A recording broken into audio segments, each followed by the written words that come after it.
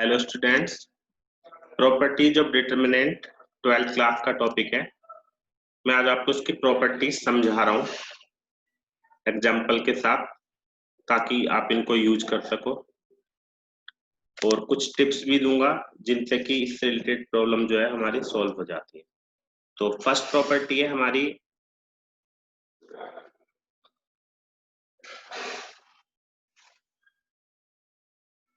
the value of determinant remain unchanged if its rows and column are interchanged। For example, अगर आप कोई भी determinant ले लेते हैं,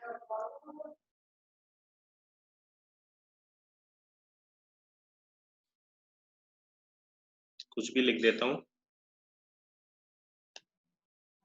और इसको एक्सपेंड करते हैं अलोंग R1, तो कितना आएगा 4 minus 0 minus 2 minus 1 minus 0 plus 3 minus 5 minus 8। तो 4 प्लस 2 39, तो माइनस 33 आ गया। अब मैं इसका ट्रांसपोज कर लेता हूं, मतलब रोज और कॉलम को इंटरचेंज।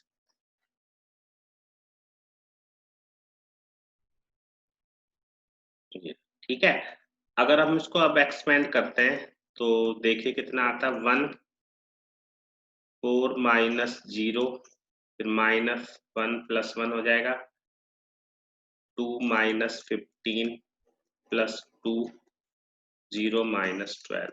तो इसको हम सॉल्व कर लेते हैं 4 माइनस 13 माइनस 24 माइनस 33। ठीक है, तो आपको याद रखना है कि किसी डिटरमिनेंट की वैल्यू पे कोई फर्क नहीं पड़ता अगर हम उसका ट्रांसपोज कर दे तो ये फर्स्ट प्रॉपर्टी होगी। कहीं पे भी अगर हम डिटरमिनेंट का ट्रांसपोज करेंगे तो उसकी वैल्यू नॉट इफेक्टेड। ठीक है, सेकंड प्रॉपर्टी पे आते हैं। If any two rows of a determinant are interchange, आप चाहो तो इनका प्रूफ भी कर सकते हो। उसमें जैसे मैं एग्जांपल ले रहा हूं तो उसकी जगह आप ऐसे A1 B1 C1 ऐसे ले सकते हो और इसको करके देखोगे तो आप हो जाएगा। तो उसमें हम टाइम वेस्ट नहीं करेंगे, कोई फायदा नहीं है। एग्जांपल ले लेते हैं, कुछ भी लिख देता हूं।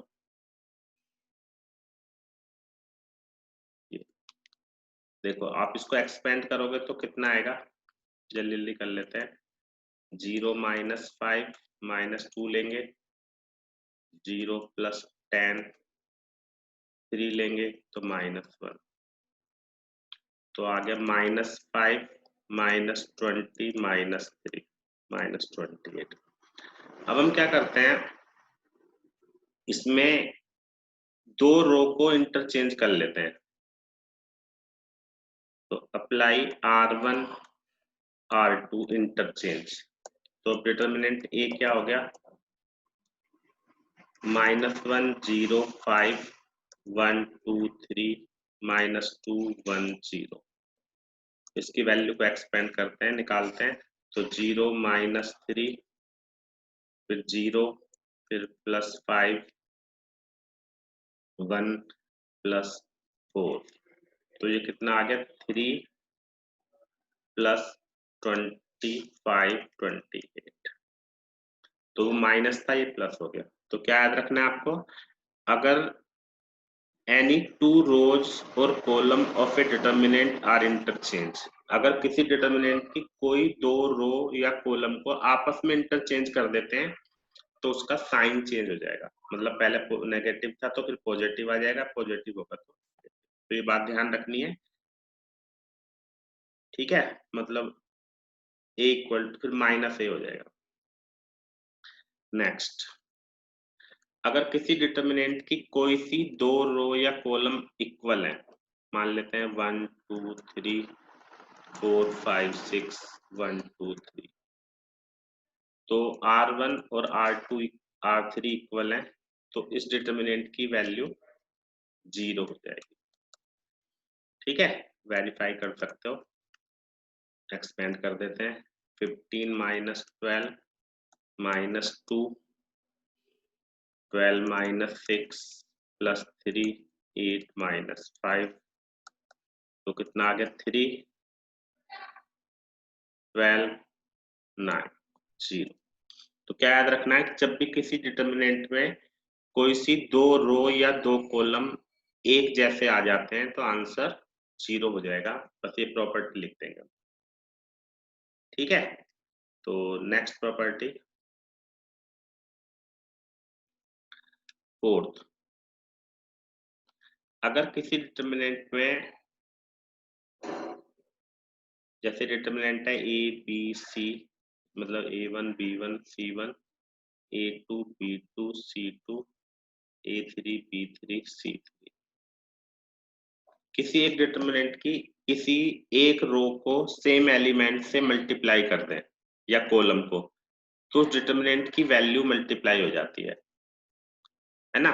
देखो जैसे हमने मान लिया इसको एक्सपेंड कर दिया तो A1 आएगा, तो B2 C3 minus B3 C2, फिर B1 लेंगे A2 C3 A3 C2, फिर C1 लेंगे तो A2 B3 B3 B2 A3। अब आप देखो अगर मैं इसको मल्टीप्लाई कर दूं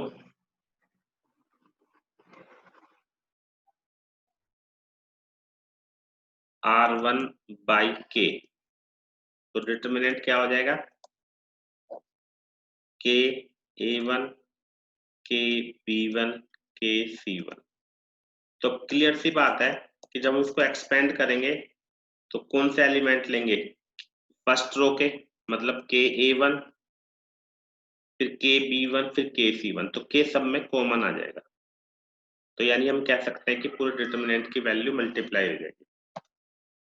तो आपको ये ध्यान रखना है कि किसी भी एक रो या कॉलम में से हम कॉमन ले सकते हैं। इसको मैं और दोबारा से बता देता हूँ। मान लेते हैं हमारे पास कोई डिटर्मिनेंट है A B C D E F G H I, और इसकी फर्स्ट रो में सब में K से मल्टीप्लाई हो रखी है, सब में K है ना।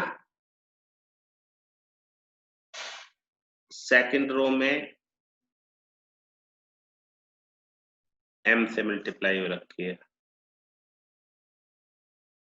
और थर्ड रो में फिर K से मल्टीप्लाई हो रखी है। मान लो थर्ड में फिर हम यहाँ पे K लिख देते हैं, ठीक है। तो आप इसको ऐसे कर सकते हो, taking K M K common from R1 R2 R3 respectively. मतलब ये जैसे मैट्रिक्स में तो एक एलिमेंट को हम कॉमन तभी लेते हैं जब पूरे हर एलिमेंट से मल्टीप्लाई हो, इसमें ऐसा नहीं होता। तो अपने फर्स्ट रो से K कॉमन ले लिया, दूसरे से M ले लिया, और थर्ड से K, तो यहाँ पे K स्क्वायर M आ जाएगा। तो अंदर बचेगा A B C D E F, जो भी कुछ है अंदर वो बचेगा। तो जब क्वेश्चंस करेंगे तो समझाई देंगे अच्छे से। क्या याद रखना है कि अगर किसी एक रो या एक कॉलम में भी कुछ कॉमन होता है तो उसको हम कॉमन ले सकते हैं, ठीक है। नेक्स्ट प्रॉपर्टी, इफ सम और all elements of a column, row और column of a determinant are express. इसको एग्जांपल से समझो। अगर किसी डिटर्मिनेंट में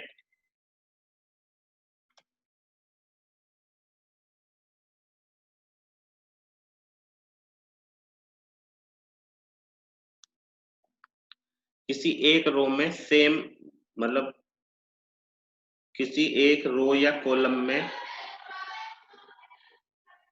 कुछ एलिमेंट प्लस हो रहे हैं जैसे ये, तो हम इस डिटर्मिनेंट को ऐसे लिख सकते हैं A1 A2 A3 B1 B2 B3 C1 C2 C3 plus, अब अल्फा बीटा गामा और बाकी को ऐसे छोड़ देंगे। ठीक है। अब टू और मोर का मतलब अगर यहाँ पे एक कुछ और भी होता, मान लिया पे एक्स वाई और जेड, तो फिर एक और बना सकते थे हम, x y Z B1 B2 B3 C1 C2 C। तो अगर किसी एक डिटरमिनेंट में किसी पर्टिकुलर एक रो या कॉलम में कुछ प्लस हो रखा है तो हम उसको अलग अलग कर सकते हैं, और यही बात कॉलम के लिए है। इस प्रॉपर्टी का यूज ज्यादा नहीं होता है, जब जरूरत पड़ेगी तब बता देंगे। ठीक है, नेक्स्ट और सबसे इंपॉर्टेंट प्रॉपर्टी है, ये बार बार यूज होती है हमारी, कि अगर हमारे पास कोई डिटरमिनेंट है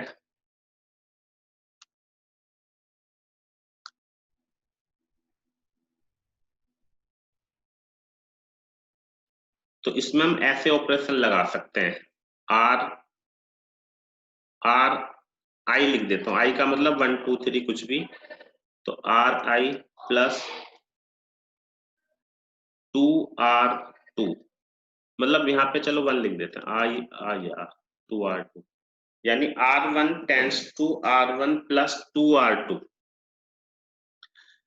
ठीक है, to each element of any row और column the equimultiple of corresponding element of other rows column are added, then the value of determinant remains the same।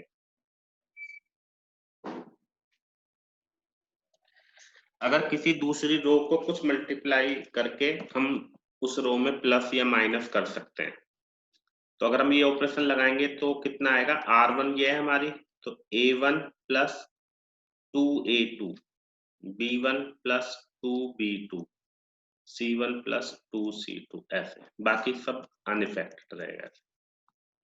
तो इस तरह के ऑपरेशन हम अप्लाई कर सकते हैं कॉलम में भी, Ci tends to Ci plus k C other रो, कुछ भी मतलब, है ना, यहाँ पे 1 लिख देता हूँ। तो ऐसे कोई भी ऑपरेशन लगा सकते हैं। क्या बात है आपको याद रखनी है, जो मेन चीज है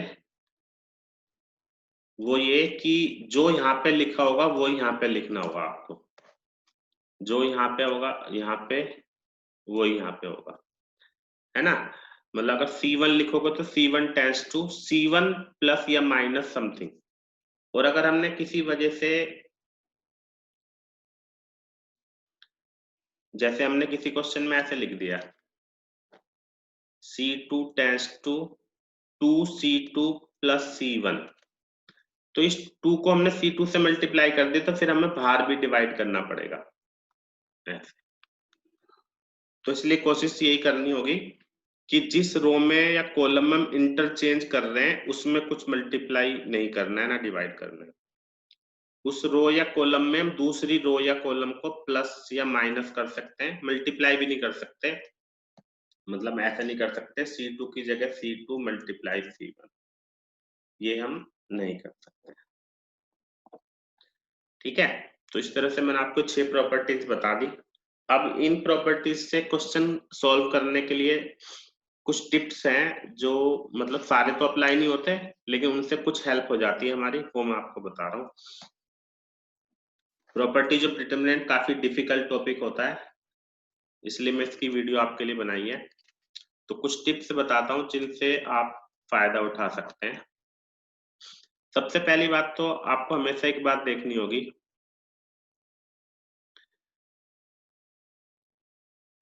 मेक एनी एलिमेंट 1। किसी डिटरमिनेंट में किसी एक एलिमेंट को अगर आप 1 बना लो या 1 हो, ऐसे देखो, मान लिया हमने यहाँ पे बना दिया 1 A B, बाकी कुछ भी लिख रखा है उससे फर्क नहीं पड़ता, यहाँ पे लिख देता हूँ 2, यहाँ पे 3 5 7 8 9 -2 3, ऐसे कुछ भी लिख दिया। अगर हमारा एक रो में 1 आ जाता है या कॉलम में, तो हम बाकी रो और कॉलम को 0 बना सकते हैं।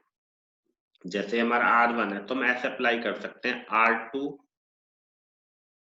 मेक एनी एलिमेंट 1 देन 0 और फिर 0 बना सकते हैं। कैसे? R2 की जगह R2 माइनस 5R1। भाई जब एक जगह 1 आ गया तो बाकी दो जगह 0 बना सकते हैं। R3 की जगह R3 माइनस 9R3 9R1। ठीक है, तो मतलब आपको क्या याद रखना है कि अगर हमारे पास 1 आ गया, देखो अगर हमारा 1 आ गया और हमें इन दोनों को 0 बनाना है तो हम ऑपरेशन क्या लगाएंगे? C2 की जगह C2 माइनस AC1, C3 की जगह C3 माइनस BC1। और अगर 1 आ गया हमारा कॉलम में ऐसे, बाकी एलिमेंट नहीं लिख रहा हूं मैं, तब इसमें कैसे लगाएंगे? R2 की जगह R2 माइनस AR1, R3 की जगह R3 माइनस BR। तो सबसे पहला टिप यही है कि अगर किसी रो या कॉलम में हमें 1 दिख जाए या 1 बना सके हम, तो बाकी दो एलिमेंट को 0 बना सकते हैं। ठीक है, पहली बात क्लियर हो गई कि अगर एक जगह 1 है कहीं पे भी, चाहे रो में चाहे कॉलम में, मान लो हमारे पास यहाँ पे 1 है तो हम इन दोनों को 0 बना सकते हैं या इन दोनों को 0 बना सकते हैं, नीचे वाला। ठीक है, सेकंड।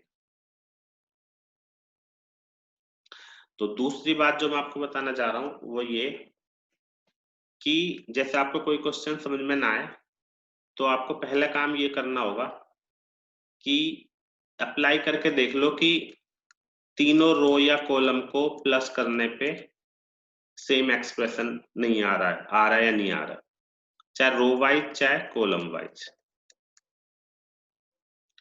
इससे करने से क्या होगा कि आप देखोगे कि एक रो या कॉलम में कुछ ना कुछ कॉमन आ जाएगा।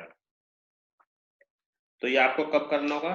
मतलब सबसे पहले आपको यही देखना है कि किसी क्वेश्चन में ऐसा करने से सेम तो नहीं आ रहा। जैसे मान लिया, मैं एग्जांपल देता हूं आपको। मान लिया क्वेश्चन आ गया y plus k y y y y y plus k y y y plus के।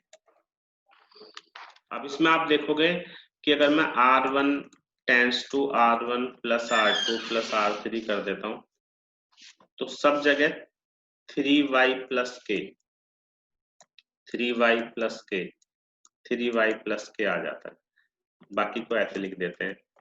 तो अब हम इसको कॉमन ले सकते हैं।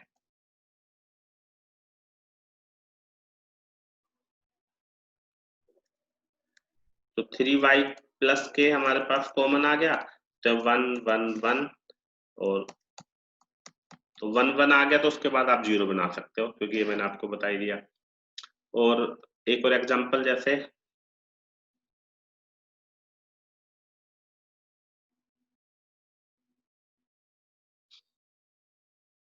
अब जैसे मान लिया हमारे पास क्वेश्चन ही आ गया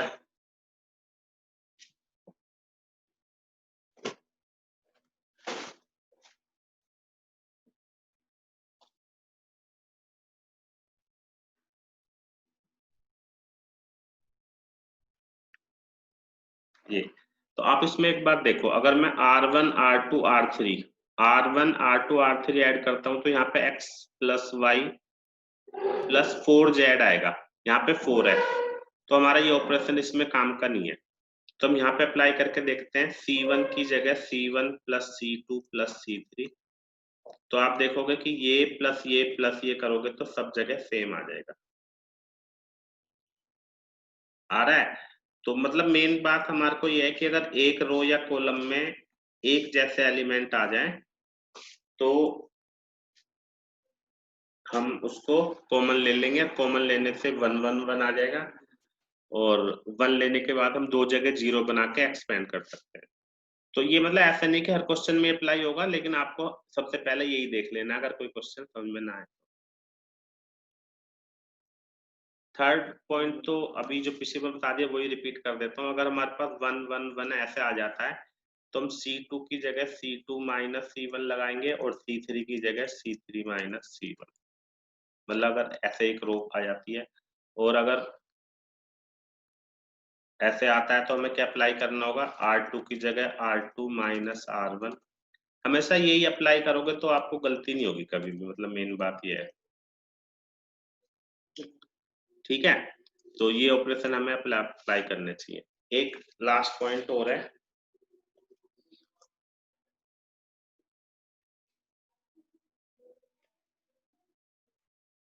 वो इसी में बता देता हूँ क्योंकि ज्यादा कुछ काम नहीं है। फोर्थ प्रॉपर्टी मतलब फोर्थ रूल।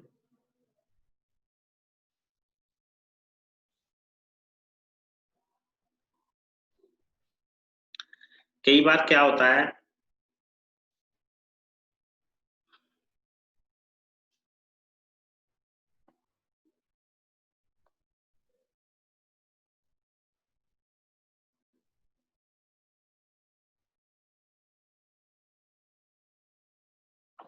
देखो ना तो इसमें अभी में कहीं 1 नजर आ रहा है, ना इसमें हम तीनों को ऐड करते हैं R1 R2 R3, उससे भी कोई फर्क नहीं पड़ रहा है, तो हम कोई भी बात अप्लाई नहीं कर पा रहे हैं। तो अब ये आखिरी टिप है, जब इसमें हम क्या करते हैं, जैसे डायगोनल में देखो ए स्क्वायर बी स्क्वायर सी स्क्वायर है, तो हम फर्स्ट रो को मल्टीप्लाई कर लेते हैं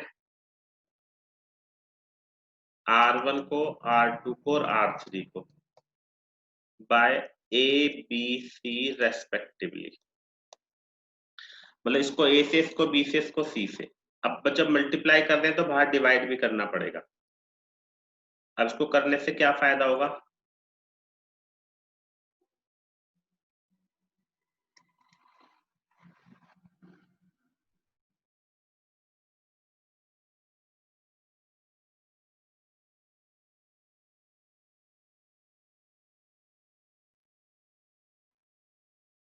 इसको करने से क्या फायदा होगा, देखो आप।